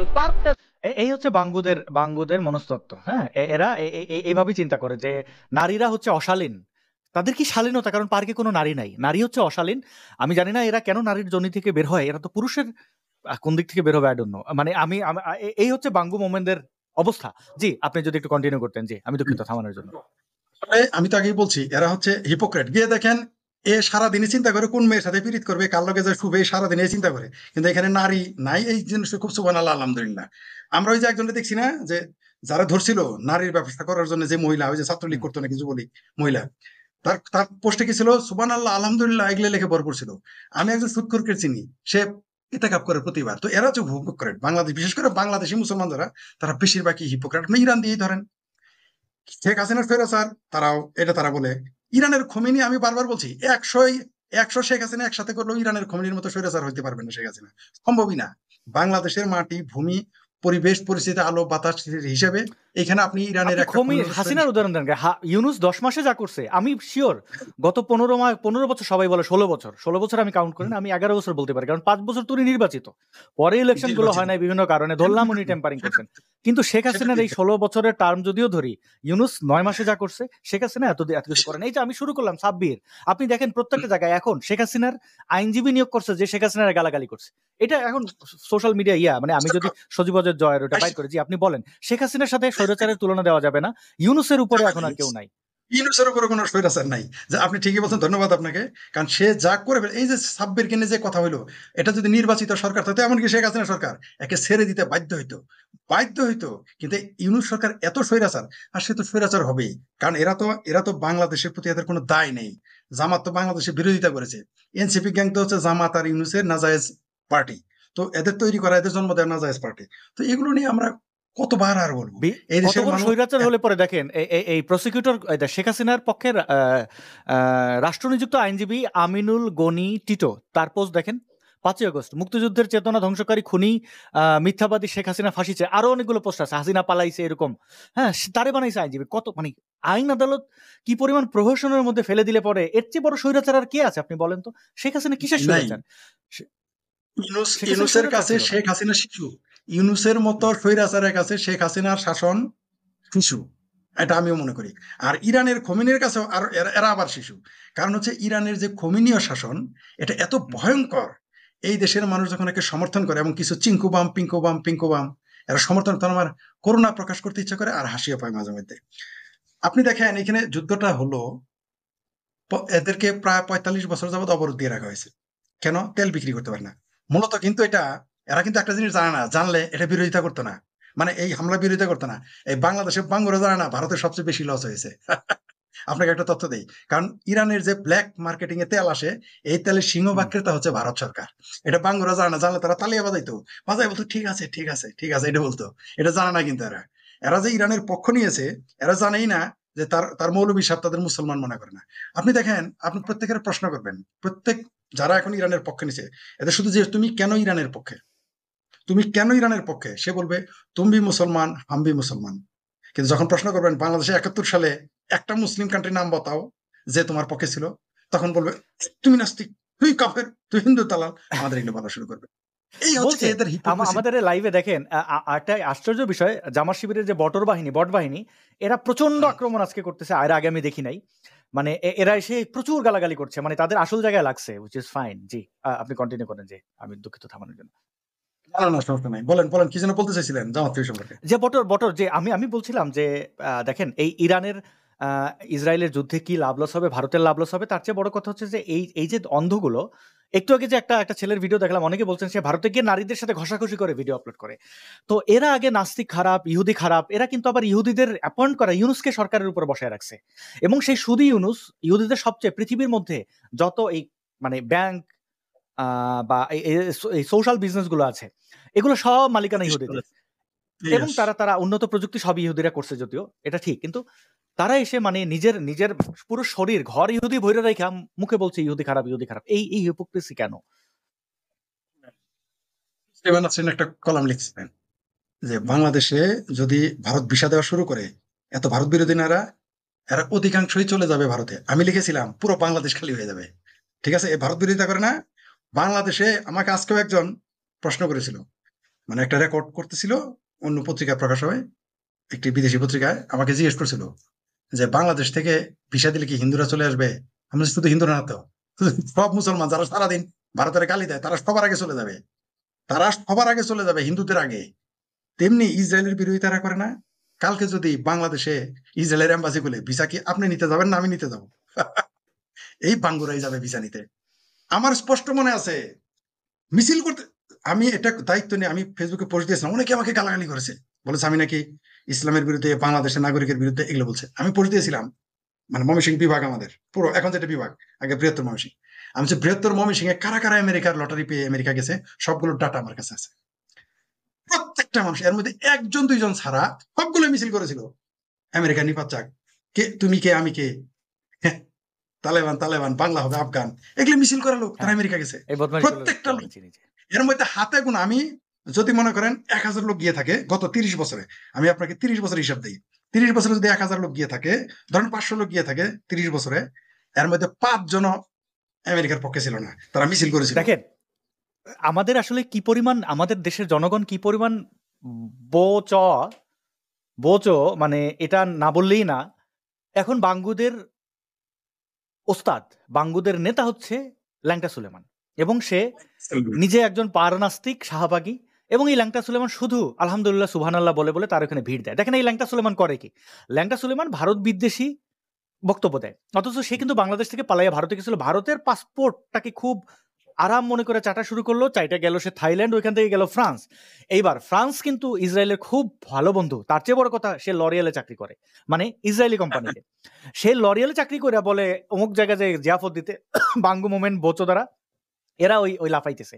মানে এই হচ্ছে বাঙ্গুদের অবস্থা, এবং তাদের ধ্বংস অনিবার্য আমি নিশ্চিত। এরা এরা সারা জীবন কেঁদেই যাবে, কারণ তারা জানে না কোথায় কাঁদতে হয়, কোথায় হাসতে হয়, কার সাথে বন্ধুত্ব, কার সাথে ঝগড়া করতে হয়। এরা এই এই এই ফিলিস্তিন রক্ষা করার নামে এই বিদ্বেষ ছড়াবে, ভারত বিদ্বেষ ছড়াবে। আসলে ভারত আছে বলে, বাংলাদেশের পাশে একটা এই মানচিত্র আছে বলে আমেরিকা বলেন, চায়না বলেন, কেউ চক্রান্ত করে আমাদের, কারণ আমরা একটা শিল্ড পাচ্ছি ফ্রিতে। যদি এরকম ইসরায়েলের মতো কোনো দেশ, যদিও এখন সম্ভাবনা আছে যে একটা খ্রিস্টান রাষ্ট্র না হলে সেকুলার একটা রাষ্ট্র এই আরকান ওই জায়গায় হতে পারে। কারণ দেখেন এক ইসরায়েল দিয়া পুরো আরবরে কন্ট্রোলে রাখছে আমেরিকা। এইটা যদি নির্বোধ বাংলাদেশের মানুষজন গুলো যদি বুঝতো, তাদের যে আমরা এরকম অপমান অপদস্থ করি, এটা আসলে দেশপ্রেমের জায়গা থেকে করি, আমার তো কারোর উপরে বিরোধ নাই। দেখেন একটু চিন্তা করে, আজকে যদি আমরা কি জানি, আমরা জানি আমেরিকার এয়ার মানে মিলিটারি বেজ অনেকগুলো আরব দেশে আছে। আপনি এটা কাতার বলেন, সৌদি আরব বলেন, তাদের কাছ থেকে চুক্তি নিয়ে তারা এখানে সামরিক ঘাঁটি তৈরি করছে, যে আমরা এখানে সামরিক ঘাঁটি করলাম, কি কি করতে পারবো কি কি করতে পারবো না। এর কারণটা কি, চুক্তি কেন করতে হয়েছে? কারণ ওই ল্যান্ড তো সৌদি আরবের, নিজের ল্যান্ড তো না। কিন্তু দেখেন ইসরায়েলে যেভাবে, যদি আমেরিকা মনে করে 10টা বিমান ইসরায়েলের অমুক ঘাঁটিতে রেখে দেবে, সে কিন্তু নিজের ল্যান্ড মনে করতেছে, কারণ ওই ভূমিটা ইসরায়েলের, মানে ওইটা কিন্তু বিশ্বস্ত জায়গা। ইসরায়েলের সাথে আমেরিকার কখনো বেইমানি হবে না। এখন এটা কি, এই ইসরায়েলের মাটি মানে আমেরিকার মাটি, আমেরিকার মাটি মানে ইসরায়েলের মাটি। আমেরিকার একদম প্রধান প্রধান জায়গাগুলোতে, ক্যাপিটালে বলেন, সব জায়গায় ইহুদিরা বসে আছে। আপনি দেখেন যতগুলো বিজনেস ইয়েগুলো আছে পরিচালনা হচ্ছে, বা মেডিকেল, বা আপনি মস্ত্র বানানোর কারখানা, সব জায়গায় ইহুদিরা আছে। তাহলে একে অপরের ভাই বন্ধু। হ্যাঁ, এখন আপনি দেখেন পাকিস্তানে কিন্তু আমেরিকা হিউজ ইনভেস্ট করছিল, কিন্তু পাকিস্তানেরা বেইমানি করছে, কারণ এই ইসলামিক চেতনা রাজনীতি এখানে আপনাকে বিশ্বাস করা যাবে না। আপনি ইনভেস্ট করবেন, খাবে, আপনার দালালি করবে, 2 দিন পরে বেইমানি করবে। তো এখন আমেরিকার একটা এই এশিয়ার মধ্যে একটা ল্যান্ড দরকার, ইসরায়েলের মতো একটা ল্যান্ড দরকার, যে ল্যান্ডটাকে সে নিজের ল্যান্ড মনে করবে, যেখানে স্থানীয় সরকারের সাথে চুক্তি করতে পারবে না। এই যে ইউনুস তারে পাঠাইছে, ইউনুস কিন্তু তাদের পারপাস সার্ভ করতে পারছে না। আপনি দেখেন পারছে না, কিন্তু সে দালালি করতে গেলে তার অনেকগুলো জিনিস বের হয়ে যাচ্ছে। তো বাঙ্গু মোমেনরা এই জর্জ সরোসকে, একজন ইহুদি, এই ওপেন সোসাইটি ডিপ স্টেট কারা চালায়? ইহুদিরা চালায়। জর্জ সরোস, অ্যালেক্স সরোস, তারা ইহুদি। অ্যালেক্স সরোস বিয়ে করছে একজন মুসলিম, সো কল্ড মুসলিম, সে কিন্তু ইহুদিদের দালাল। আবার এই যে শহীদুল আলম মনে করে যে গলায় ফিলিস্তিনের পতাকা লাগাই রাখে, আসলে সে ইহুদিদের পারপাস সার্ভ করতেছে। তাকে তো একটা ব্যানারে যাইতে হবে। এই যে পিনাকি, এই শহীদুল, দেখেন সব ইহুদিদের প্রোডাক্ট। আজকে বাংলাদেশ যারা দিচ্ছে ইহুদিরা, তারা ওইখানে একটা ল্যান্ডও নিয়ে নেবে এবং ওইখানে একটা দেশও পরিচালনা করবে। তারপরে এই বাঙ্গু মোমেনরা বুঝবে তাদের তখন কিছু করার থাকবে না। তখন তারা আবার কেউ কেউ কিন্তু ব্রিটিশের দালালির মতো ইহুদিদের দালালি করবে। আজকে ইহুদি বিদ্বেষী কথা বলছে, আমাদেরকে ইহুদিদের দালাল বলছে, অথচ আমরা কিন্তু, আমি বিশ্বাস করি, হ্যাঁ আমি অবশ্যই একদিন ইসরায়েল বেড়াতে যাবো, আমার ইচ্ছা আছে। ইসরায়েল মানে ইসরায়েল বলতে কি, ইসরায়েলের ওয়েস্ট ব্যাংকে যাবো, গাজায় যাবো যদি সুযোগ হয়। আমার ওইটা ঐতিহাসিক জায়গা। আমি সৌদি আরবে যাবো হজ করতে, না আমি মক্কায় যাবো, আমি আমি আমি দেখার জন্য যেটা কি। জি, কিন্তু দেখেন ভাই, আসলে তো আমরা ওই না সৌদি আরবের দালাল, না ইহুদিদের দালাল, আমাদের দালালি করার দরকার নেই। বাস্তবতা বলতেছে, এখন ভাবতেছে আমাদের বিরোধী ভাবতেছে, অথচ এই লোকগুলো কিন্তু দালালি করবে, কারণ তারা ইহুদিদের পেটের মধ্যে ঢুকে গেছে। এবং ব্যাড ইহুদি, মানে এখানে গুড ব্যাড আছে। যারা এই যে আমি এখন একটু পরে, আপনি যদি আমরা শেষের দিকে আপনি যদি আমাদেরকে একটু ইতি টেনে দিতেন, তারপরে আমি একটা ভিডিও সাজেস্ট করবো দর্শকদের। ওইখানে কিন্তু নিরপেক্ষভাবে তুলে ধরা হয়েছে ইহুদিদের অবদান কি। আপনি আমি ইহুদিদের অবদান অস্বীকার করতে পারবো না। মানে এখানে আমি বলবো 90% গুড ইহুদি, কিন্তু এর মধ্যে সব জায়গায় গুড আর ব্যাড আছে।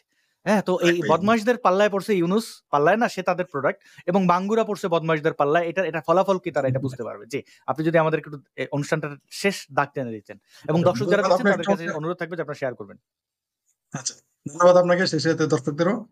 আপনি একটা চমৎকার কথা বলেছেন। আমিও যাবো, আমিও মক্কাতে যাবো, মদিনায় বেড়াতে যাবো, ইসরায়েলে বেড়াতে যাবো। ইসরায়েলে কেন যাবো আমি জানেন?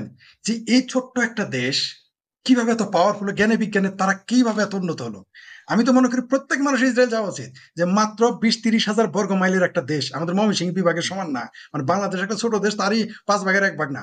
সেই দেশে তারা বাস করে কিভাবে তারা সারা পৃথিবী পরিচালনা করে, ওদেরকে দেখার বিষয় আছে। আমি মনে করি প্রত্যেক মানুষের একবার করে যারা জ্ঞানী এবং প্রযুক্তিতে যারা এগিয়ে থাকতেছে, জ্ঞান বিজ্ঞানে ইন্টারেস্ট আছে, তাদের যাওয়া উচিত ইসরায়েল, আমি মনে করি।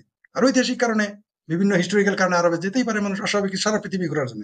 যেটা আমি বলি যে এখন যেটা আমি সম্ভবত এটা বলেছিলাম মানে 24 সালের ফেব্রুয়ারি মার্চে বোধহয় বলেছিলাম, আমি বলি নাই, আমি আরেকজনের কাছ থেকে পড়ে জেনে তারপরে বলেছিলাম যে এইখানে বাংলাদেশের ভিতর, বাংলাদেশ, ভারত এবং বার্মা মিলে একটা ছোট্ট দেশ করতে চাইতেছিল। তারা একটা দেশ করতে চায়, গোপন একটা ষড়যন্ত্র চলতেছে। তারপরে শেখ হাসিনা বলে ফেললেন, যখন তিনি এটা বলে ফেললেন, তিনি নিজেই বলে ফেললেন যে সাদা চামড়ার একটি স্টেট, একটি রাষ্ট্র বা কিছু মানুষ একটা আমার কাছে এই চাইছে, তখন আমার সন্দেহটা আরো গাঢ় হলো। তারপরে আমি ভিডিওটা মানে আগেও করেছি, পরে করেছি। আসলে কি জানেন, এই ষড়যন্ত্র এরা বুঝতে পারে না। এরা কিন্তু সারাদিনই বলবে ইহুদি নাসারার ষড়যন্ত্র, ইহুদি নাসারার ষড়যন্ত্র। এই গাধারা জানাই না তারা ইহুদি নাসারার খপ্পরে পড়ে আছে। মাদ্রাসা কে বানাইছে? এই যে আমি মাদ্রাসার সমালোচনা করে চিৎকার করে, আলিয়া মাদ্রাসা কে বানাইছে? 26 জন প্রিন্সিপাল ছিল খ্রিস্টান, মাদ্রাসা বানাইছে খ্রিস্টান। এটা তাদের যদি বলেন, এরা দেখবে না এই তুমি ইসলামের দুশমন। আর ভাই যে জিনিস পয়দা করলো খ্রিস্টান, ব্যাংক বানাইলো ইহুদি, আজকে তোমরা ব্যাংক ছাড়া চলতে পারো না। জামাত ইসলাম চলেই তো ইসলামী ব্যাংকের, ইসলামী ব্যাংক না থাকলে জামাত ইসলাম হওয়া। কালকে যদি শুধু ইসলামী ব্যাংক বন্ধ করে দেওয়া হয়, জামাতের একটা লোক যেতে পারবে না, জামাতের আন্ডা বাচ্চা খুঁজে পাওয়া যাবে, কারণ পেটে ভাত না থাকলে কোনো বেটার যাবে না। ওই জামাত দেখবেন অর্ধেক তারা নিয়ে গেছে যাদের পেটে ভাত থাকতো না, চাকরি করার যোগ্যতা নেই, তাদের চাকরি দিয়ে বাই পেইড, মূলত তারা তাদের ক্যাডার, মানে আপনাকে বেতন দিয়ে কেউ রাখলো, আমাকে বেতন দিয়ে কেউ রাখলো, একটা চাকরি দিছে। ভাই এই বাংলাদেশে এই বেকারের দেশে একটা চাকরি একটা অনেক গুরুত্ব বহন করে। এটা আমাদের দেশের মানুষ বুঝে না। মানুষ মেয়ে বিয়ে দেয় কেন? বেশিরভাগ মানুষ তো মেয়ে বিয়ে দেয়, মেয়েটা একটু ভালো খাবে জামাই বাড়ি গিয়ে, এই জন্য মেয়ে বিয়ে দেয়। অনেকে আছে এই দেশের মানুষ। তো একটা চাকরি যখন আপনি পাবেন, তখন তো আপনি ওই দলটা না করলেও আপনি করতে বাধ্য হবেন। এটাই দেশের মানুষ বুঝতে চায় না। কিন্তু ষড়যন্ত্র করে কি আমরা হচ্ছে ইহুদি দালাল, খ্রিস্টানের দালাল আমাদের বানায়। আচ্ছা আমেরিকাতে মুসলমানরা যায় না? ইসলামে তো লেখা আছে মুসলিম দেশে যেতে পারবে না, যায় কেন? কেন যায়? কেন তারা যাচ্ছে ফ্রান্সে? কেন ল্যাংটা? ইসলামে তো মুসলমানদের বন্ধু বানানো যাবে না, ল্যাংটা সুলেমানকে তাদের নবী বানাই ফেলেছে, পীর বানাই ফেলেছে। মসজিদের মধ্যে ল্যাংটা সুলেমানের কথা শোনা যায়, মসজিদে হুজুররা শুনে হাসতে হাসতে আমরা মরি। মনে হয় কিছু বলতে চাইতেছেন, আপনি যুক্ত করেন।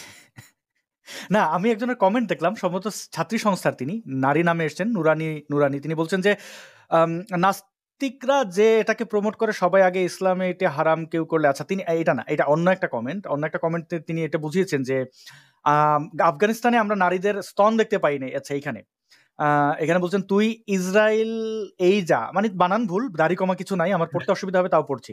মন ভরে মেয়ে দেখতে পারবি না, ইসরায়েলে তো সব খুলে বেড়ায়, ওখানে গিয়ে সব বড় বড় করে দেখবি, যেমন একটু আগে দেখলি আফগানে দেখতে পারছিস না বলে তুই কষ্ট লাগছে।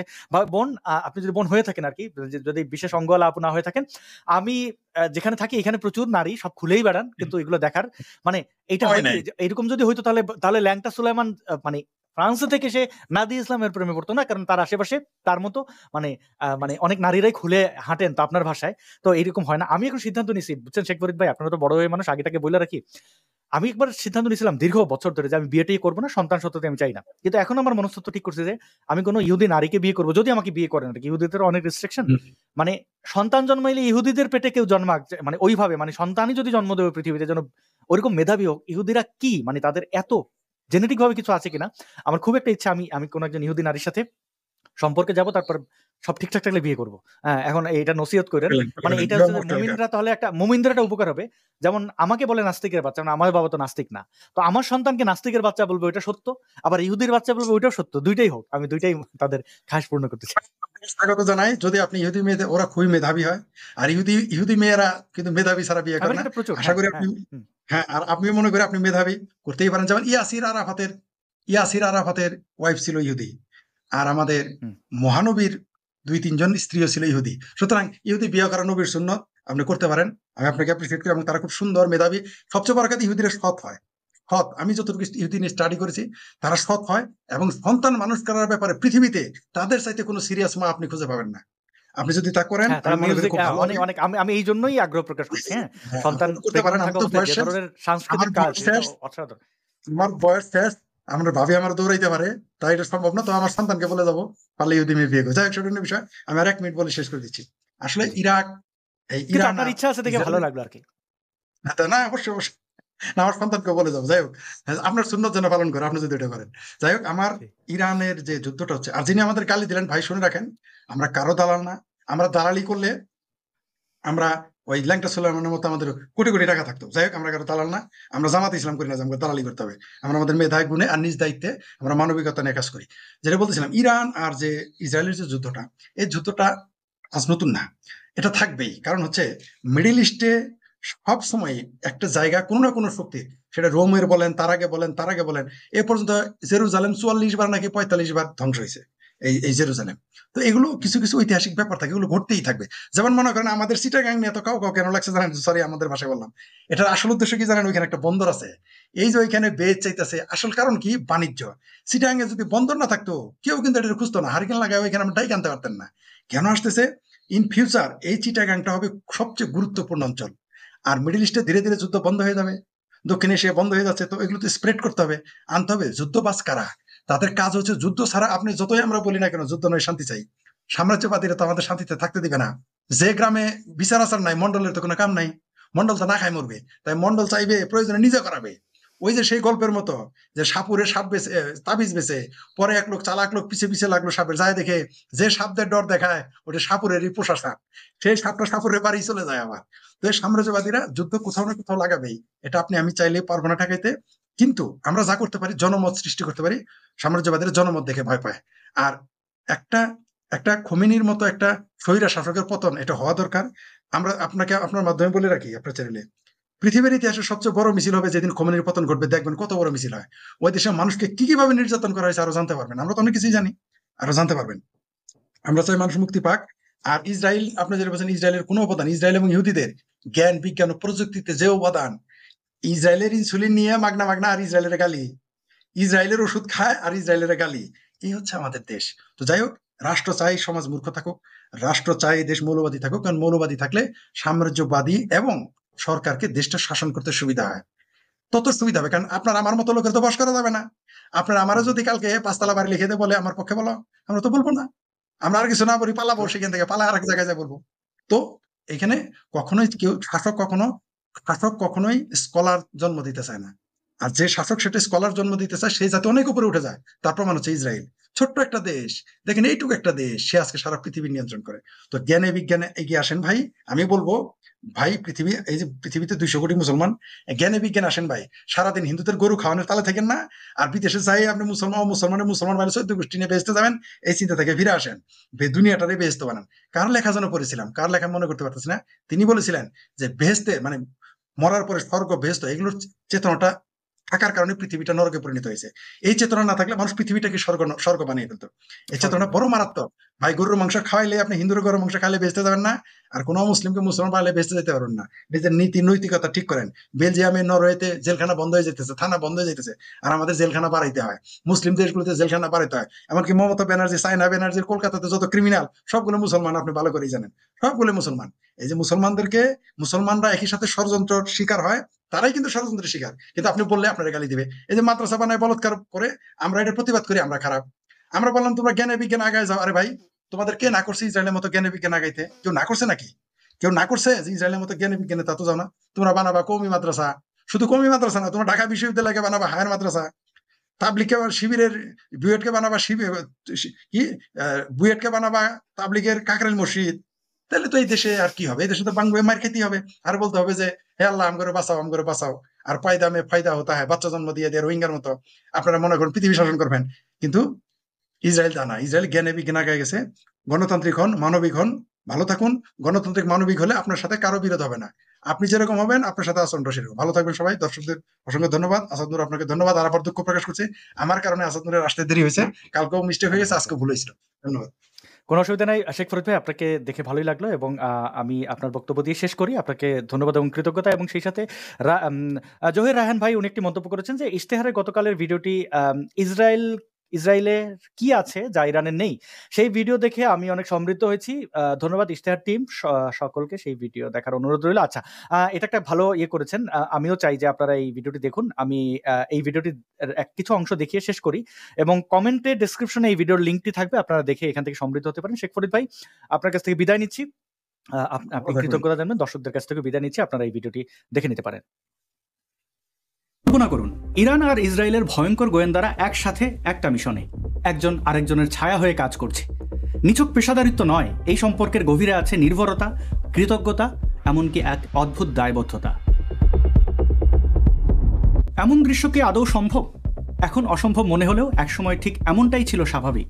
1979 সালে ইসলামী বিপ্লবের আগে শাহ মোহাম্মদ রেজা পাহলবির শাসনামলে ইরানের গোয়েন্দা সংস্থা সাবাক এবং ইসরায়েলের মোসাদ ছিল ঘনিষ্ঠ মিত্র। 60-এর দশকে তাদের উল্লেখযোগ্য একটি যৌথ অপারেশন ছিল ইরাকের কুর্দি বিদ্রোহীদের সহায়তা করা। তাদের উভয়ের সাধারণ শত্রু ইরাককে দুর্বল করতে তারা কুর্দিদের প্রশিক্ষণ দেয়, অর্থ দেয়, অস্ত্র দেয়, কিন্তু সময়ের ফেরে আজ তারা একে অপরের ঘোরতর শত্রু। প্রিয় বন্ধুগণ, আমি জানি না আমাকে দেখতে পাচ্ছেন কিনা। ওকে, আপনারা এই ভিডিওটি দেখে নিতে পারেন, কমেন্টে দেওয়া আছে এবং ডেসক্রিপশনে দেওয়া আছে। আবার ইশতেহারে দেখা হচ্ছে, কারণ ইশতেহারে আর একটি শো আছে আজকে। আপনারা জানেন যে এটি প্রতি শুক্রবারে সাইফুল আমিন ভাইয়ের সাথে যে শোটি হয়, আপনারা সেখানে যুক্ত হতে পারেন। আমি ডেসক্রিপশনে দিয়ে দিলাম এই লিঙ্কটি। কি ইসরায়েলের কি আছে যা ইরানের নেই, আপনারা এই ভিডিওটি দেখতে পারেন।